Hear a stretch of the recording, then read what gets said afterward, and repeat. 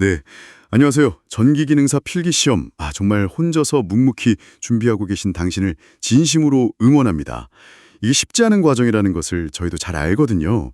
그래서 저희가 당신의 학습 여정에 좀 든든한 길잡이가 되어드리고 싶습니다. 오늘 이 시간이 당신의 노력에 작은 보탬이 되기를 바랍니다. 오늘은 당신이 보내주신 학습 자료, 바로 전기기능사 AI 학습 노트, 네이버 블로그 포스팅 내용을 중심으로 한번 이야기 나눠볼까 합니다. 특히 많은 수험생들이 중요하다고 생각하면서도 좀 헷갈려하는 부분이죠. RC 직렬 회로에서 임피던스를 개선하는 문제. 여기에 대해서 좀 깊이 파고들어 볼 예정입니다. 구체적인 문제는 이거예요. 저항 R 값이 9옴이고 용량 리액턴스 XC 값이 12옴일 때 이 회로 전체 임피던스 G는 얼마인가? 이거 정말 시험에 단골로 출제되는 진짜 꼭 잡고 가야 할 그런 핵심 유형이죠. 네, 그렇습니다. 교류 회로를 다룰 때 이 임피던스 개념을 이해하고 또 정확하게 계산하는 능력, 이게 정말 필수적입니다. 단순히 답을 찾는 기술을 넘어서서 교류 전기의 작동 원리를 파악하는 기본 중의 기본이라고 할 수 있겠습니다. 오늘 목표는 이 문제를 통해서 임피던스 계산의 핵심 공식을 확실히 익히고 이게 실제 시험 문제풀이에서 어떻게 적용되는지 그 실전 감각을 키우는 것입니다. 특히 단위, 이 옴 단위를 놓치지 않고 공식을 정확히 사용하는 데 좀 집중해 보겠습니다. 좋습니다. 오늘 학습 목표는 RC 직렬 회로 임피던스 계산, 완전 정복 이렇게 잡으면 되겠네요. 그럼 바로 본론으로 들어가서 이 문제를 풀기 위해 알아야 할 기본적인 개념부터 차근차근 짚어보죠. 문제에 등장하는 저항 R, 용량 리액턴스 XC, 그리고 임피던스 Z가 각각 어떤 역할을 하는 친구들인가요? 이렇게 생각하면 이해하기 좀 쉬울 수 있습니다. 먼저 저항 R은 가장 기본적인 방해꾼이죠. 직류든 교류든 상관없이 전류의 흐름을 방해하는 성질 그 자체를 의미합니다. 단위는 우리에게 아주 익숙한 옴을 사용하고요. 다음으로 용량 리액턴스 XC는 조금 특별한 방해꾼인데요. 커패시터 또는 축전기라는 소자가 교류 전류의 흐름을 방해하는 정도를 나타냅니다. 여기서 중요한 포인트는 교류에서만 의미를 가진다는 점이에요. 주파수가 높을수록 이 방해 정도가 작아지는 그런 특성이 있죠. 이 친구도 저항처럼 옴 단위를 사용하지만 그 성질은 저항과는 좀 다릅니다. 마지막으로 임피던스 Z. 이거는 이 방해꾼들을 종합적으로 고려한 교류회로 전체의 총 방해 정도라고 할 수 있습니다. 저항 R과 리액턴스, 그러니까 XC나 혹은 유도 리액턴스 XL이 함께 존재할 때 이 둘의 영향을 합쳐서 전류가 얼마나 흐르기 어려운지를 나타내는 값이죠. 근데 이게 단순히 산술적으로 더하는 것이 아니라 그들의 위상 차이까지 고려해서 계산해야 합니다. 단위는 역시 옴이고요. 아하, 방해꾼 삼총사. 비유가 재밌는데요. 저항 R은 늘 방해하고 용량 리액턴스 XC는 교류에서만 커패시터가 방해하는 정도. 그리고 임피던스 Z는 이들을 종합한 총 방해력. 근데 방금 단순히 산술적으로 더하는 것이 아니라고 하셨잖아요. 문제에서 R은 9옴, XC는 12옴인데 그럼 임피던스가 그냥 9 더하기 12에서 21옴 이게 아닌 건가요? 둘 다 단위가 옴인데 왜 바로 더하면 안 되는 거죠? 바로 그 지점이 핵심입니다. 정말 중요한 질문을 주셨어요. R과 XC 모두 단위가 옴이지만 전류 흐름을 방해하는 방식이나 타이밍, 즉 위상이 서로 다릅니다. 저항에 걸리는 전압과 전류는 위상이 같아요. 하지만 커패시터에 걸리는 전압은 전류보다 위상이 90도 뒤처집니다. 이 90도 위상 차이 때문에 단순 덧셈이 아니라 벡터 합성을 해야 하는 것이죠. 마치 직각을 이루는 두 힘을 합칠 때와 비슷하다고 생각하시면 됩니다. 90도 위상 차이 때문에 벡터 합성을 한다. 그래서 단순 덧셈이 아니군요. 이제 이해가 좀 됩니다. 그럼 그 벡터 합성을 계산으로 표현한 것이 바로 그 블로그 포스팅에 나왔던 공식이겠네요. RC 직렬 회로의 임피던스, Z를 구하는 공식, 다시 한번 좀 명확하게 짚어주시죠. 네, 맞습니다. RC 직렬 회로의 임피던스 크기, Z를 구하는 공식은 다음과 같습니다. Z는 제곱근 R의 제곱 플러스 XC의 제곱, 즉 Z는 루트 R제곱 플러스 XC입니다. 이 공식이 바로 저항과 용량 리액턴스 사이에 그 90도 위상 차이를 고려한 벡터 합성의 결과인 거죠. 혹시 이 공식을 보면 어떤 수학 정리가 좀 떠오르지 않으신가요? 제곱 더하기 제곱의 루트를 씌운다? 아, 피타고라스 종류. 맞죠? 직각삼각형에서 빗변 길이 구하는 거랑 똑같이 생겼잖아요. 밑변 제곱 더하기 높이 제곱은 빗변 제곱이다. 정확합니다. 네, 많은 분들이 이 공식을 피타고라스 정리에 빗대어서 기억하십니다. 저항 R을 직각삼각형의 밑변으로 보고 용량 리액턴스 XC를 높이로 생각하면 임피던스 Z의 크기가 바로 빗변의 길이가 되는 셈이죠. 이 비유는 공식을 암기하고 또 이해하는 데 아주 효과적입니다. 저항과 리액턴스가 전기적으로 90도의 각도를 이루고 있기 때문에 이런 기하학적인 관계가 성립하는 겁니다. Z는 루트 R제곱 플러스 XC제곱. 이 공식은 절대 잊어버리면 안 되겠어요. 그럼 이제 이 강력한 공식을 우리 문제에 적용해 볼 시간이네요. R이 9오hm, XC가 12ohm이었습니다. 좋습니다. 공식을 다시 한번 머릿속에 그려보시고요. Z는 루트 R제곱 플러스 XC제곱. 이제 각 자리에 숫자를 대입하면 됩니다. 그러면 Z는 루트 9제곱 플러스 12제곱이 되겠죠. 자, 이제 계산 시작. 먼저 제곱부터 해야겠죠. 9의 제곱은 9 곱하기 9니까 81이고. 맞습니다. 그리고 12의 제곱은 12 곱하기 12. 여기서 계산 실수 은근히 많이 나옵니다. 특히 시험장에서 긴장하면 막 12 곱하기 2로 착각하기도 하거든요. 12 곱하기 12는 144입니다. 아, 네네. 144. 그럼 식은 Z는 루트 81 플러스 144가 되네요. 이제 괄호 안을 더하면 81 더하기 144는 225. 좋습니다. 아주 차분하게 잘 따라오고 계십니다. 이제 Z는 루트 225입니다. 마지막 단계는 225의 제곱근을 구하는 것이죠. 어떤 수를 제곱해야 225가 될까요? 이런 값들은 사실 자주 나오는 편이니까 몇 개 외워두면 시험 때 시간을 확 절약할 수 있습니다. 예를 들어 10의 제곱은 100이고 20의 제곱은 400이니까 그 사이의 수겠죠. 끝자리가 5로 끝나니까 혹시 15? 15를 한번 제곱해 볼까요? 15 곱하기 15는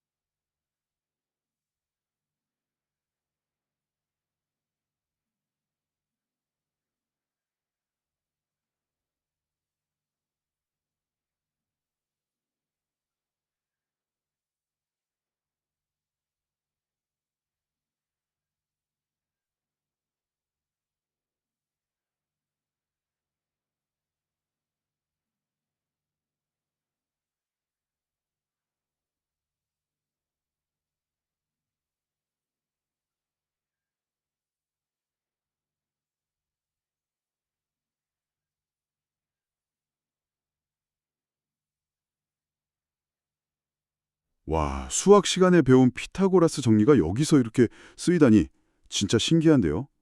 Z는 루트 R제곱 플러스 XC제곱. 이 공식은 절대 잊어버리면 안 되겠어요. 그럼 이제 이 강력한 공식을 우리 문제에 적용해 볼 시간이네요. R이 9오hm, XC가 12ohm이었습니다. 좋습니다. 공식을 다시 한번 머릿속에 그려보시고요. Z는 루트 R제곱 플러스 XC제곱. 이제 각 자리에 숫자를 대입하면 됩니다. 그러면 Z는 루트 9제곱 플러스 12제곱이 되겠죠. 자, 이제 계산 시작. 먼저 제곱부터 해야겠죠. 9의 제곱은 9 곱하기 9니까 81이고. 맞습니다. 그리고 12의 제곱은 12 곱하기 12. 여기서 계산 실수 은근히 많이 나옵니다. 특히 시험장에서 긴장하면 막 12 곱하기 2로 착각하기도 하거든요. 12 곱하기 12는 144입니다. 아, 네네. 144. 그럼 식은 Z는 루트 81 플러스 144가 되네요. 이제 괄호 안을 더하면 81 더하기 144는 225. 좋습니다. 아주 차분하게 잘 따라오고 계십니다. 이제 Z는 루트 225입니다. 마지막 단계는 225의 제곱근을 구하는 것이죠. 어떤 수를 제곱해야 225가 될까요? 이런 값들은 사실 자주 나오는 편이니까 몇 개 외워두면 시험 때 시간을 확 절약할 수 있습니다. 예를 들어 10의 제곱은 100이고 20의 제곱은 400이니까 그 사이의 수겠죠. 끝자리가 5로 끝나니까 혹시 15? 15를 한번 제곱해 볼까요? 15 곱하기 15는 225. 맞네요. 찾았습니다. 정확합니다. 따라서 이 RC 직렬 회로의 임피던스 Z는 15ohm입니다. 보내주신 전기기능사 AI 학습 노트 블로그 포스팅에서도 아마 선택지 중에 15가 정답이었을 겁니다. 이렇게 단계별로 계산하니까 명확하게 답을 찾을 수 있죠. 네, 맞아요. 정답이 15ohm이었어요. 아, 직접 풀어보니 뿌듯한데요.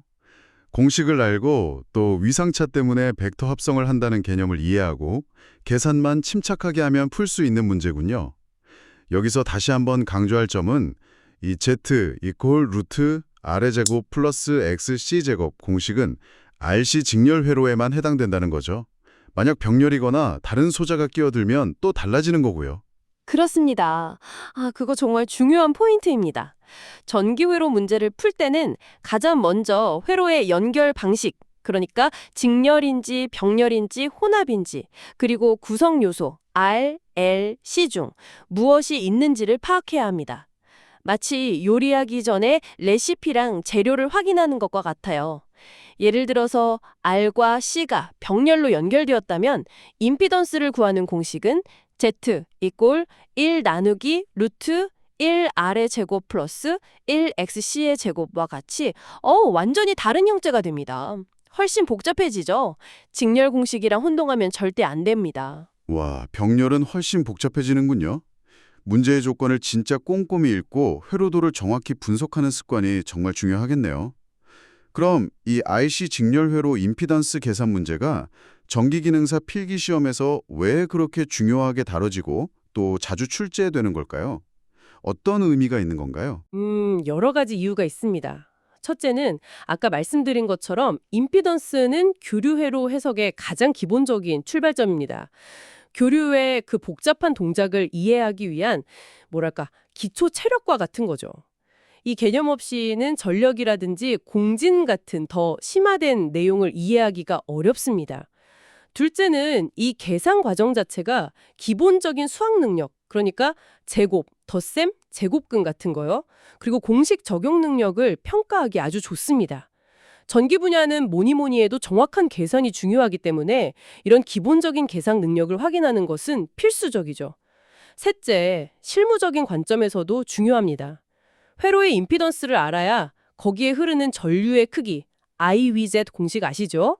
를 예측할 수 있고 이건 곧 회로 설계나 안전관리와 직결됩니다. 임피던스가 너무 낮으면 과전류가 흐를 수 있고 반대로 너무 높으면 원하는 만큼 전류를 흘리지 못할 수도 있겠죠.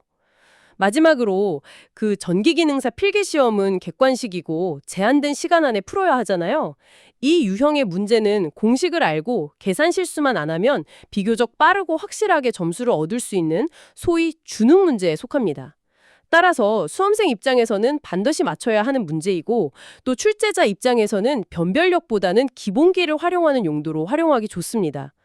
그러니까 이 공식을 단순히 눈으로만 익히지 마시고 R과 XC가 무엇인지, 왜 제곱해서 더하는지, 그 위상차 때문에, 그리고 최종 결과 Z의 단위가 왜 5인지를 항상 생각하면서 풀어보는 것이 좋습니다. 그렇군요. 단순히 점수 따기 좋은 문제를 넘어서서 교류회로 이해의 근간이자 또 실무와도 연결되는 아주 중요한 개념이었네요. 설명을 드리니까 이 문제의 중요성이 더욱 와닿습니다. 오늘 저희는 전기기능사 AI 학습 노트 블로그에 RC 직렬회로 문제를 통해 임피던스 계산의 핵심 공식, G는 루트 R 제곱 플러스 XC 제곱을 파헤쳐봤습니다. 특히 R과 XC를 그냥 더하면 안 되고 피타고라스 정리처럼 계산해야 한다는 점, 이거 꼭 기억해야겠습니다. 맞습니다. 오늘 함께 푼 R은 9옴, XC는 12옴 문제의 풀이 과정을 머릿속으로 다시 한번 쭉 그려보세요. 9제곱은 81, 12제곱은 144, 더하면 225, 루트 씌우면 15, 그리고 단위는 옴. 이렇게 입으로 소리내어 반복하거나 손으로 직접 써보면서 익숙해지는 것이 중요합니다. 비슷한 유형의 다른 기출문제를 좀 찾아서 R과 XC 값만 바꿔가면서 여러 번 풀어보세요. 처음에는 시간이 좀 걸리더라도 반복하다 보면 점점 속도와 정확성이 붙을 겁니다. 혼자 공부하는 길이 때로는 외롭고 힘들게 느껴질 때도 있겠지만 이렇게 하나씩 알아가는 재미와 성취감을 동력 삼아서 꾸준히 나아가시길 바랍니다. 분명 좋은 결과가 기다리고 있을 겁니다. 포기하지 마세요. 자, 그럼 오늘 내용을 바탕으로 마지막으로 한 가지 질문을 던져보며 마무리할까 합니다. 오늘 우리는 저항 R과 커패시터 C가 직렬로 연결된 RC 회로를 다뤘고 그 임피던스 공식 G는 루트 R 제곱 플러스 XC 제곱을 확인했습니다. 만약에 이 회로에 인덕터 L까지 직렬로 추가된다면 어떻게 될까요? 즉, R, L, C가 모두 직렬로 연결된 RLC 직렬 회로의 임피던스는 어떻게 계산해야 할까요? 그거 아주 흥미로운 질문입니다. 인덕터 L 역시 교류 흐름을 방해하는 유도 리액턴스 XL이라는 것을 가지고 있죠. 이 XL은 커패시터의 XC와는 또 성질이 다릅니다. XC가 전류 위상을 전압보다 90도 앞서게 만든다면 XL은 반대로 90도 뒤처지게 만듭니다. 그러니까 서로 정반대의 효과를 내는 셈이죠. 그럼 R, XC, XL 세 친구가 약간 힘겨루기를 하는 건가요? R은 그대로 있고 XC와 XL은 서로 반대 방향으로 작용한다면 임피던스 공식은 어떻게 바뀔지 정말 궁금해지네요. 그 XC와 XL의 차이를 고려해야 할 것 같은데요. 네, 정확한 방향으로 생각하고 계십니다. 저항 R은 그대로 제곱하고요. 리액턴스 성분인 XC와 XL은 서로 상쇄되는 효과를 고려해서 전체 리액턴스, 그러니까 X 이퀄 XL, XC 또는 XC, XL 이렇게요. 이걸 구한 뒤에 제곱해서 더해야 합니다. 즉, RLC 직렬 회로의 임피던스 공식은 Z 이퀄 스퀘어 루트 R 스퀘어 플러스 XL, XC 제곱이 됩니다. XL과 XC 중 어느 것이 더 큰지에 따라서 회로의 전체적인 성격, 유도성이냐 용량성이냐 하는 게 달라지게 되죠. 이 부분은 다음 학습 목표로 한번 삼아서 탐구해 보시면 교류 회로에 대한 이해가 한층 더 깊어질 겁니다. Z 이퀄 스퀘어 루트 R 스퀘어 플러스 XL, XC 제곱. 와, 새로운 공식까지 엿보게 되었네요. 감사합니다. 오늘 RC 회로 임피던스 계산법을 확실히 다진 만큼 다음 단계인 RLC 회로로 나아가는데 큰 자신감을 얻었습니다. 전기기능사 시험을 준비하는 당신의 빛나는 합격을 위해 저희가 항상 함께하겠습니다. 오늘 내용이 당신의 학습에 의미 있는 이정표가 되었기를 바랍니다.